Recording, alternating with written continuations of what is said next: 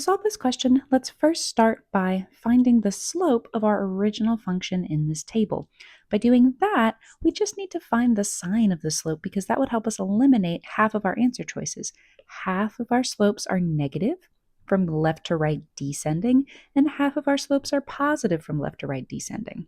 So let's figure out what our slope is.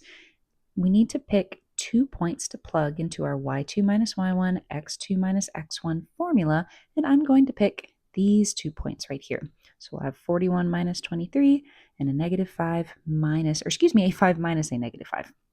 I'll show you what that looks like here. 41 minus 23 in the top and a 5 minus negative 5 in the denominator.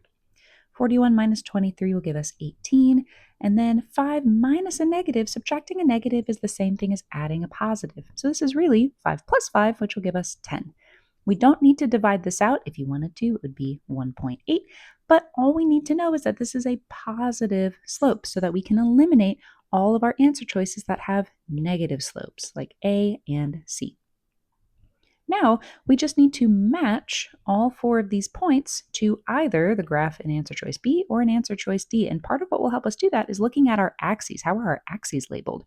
If we look at our y-axis in answer choice B and the y-axis in answer choice D, you can see that D is a majority positive values, just like our table up here, while B is a majority negative values. We don't have any negative y values. So it's very likely that answer choice B is also incorrect, and answer choice D is our correct answer. At that point, you can mark D and move on with the rest of the test, but for the sake of the video, I will show you exactly why D is correct.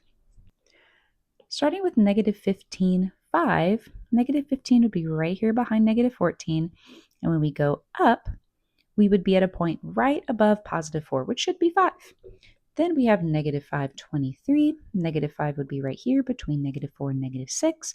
And when we go up, we find a point that is just barely below 24, which should be 23. Then we have 5 and 41. Positive 5 would be here. We go up, and we find a point that's a couple spaces below 44, likely 41. And finally, 15 and 59. We have 15 right here going up to 59, which is above 54, below 56. We can assume that that is very likely 59, especially since it's right in the middle, because that's right next to where 60 would be.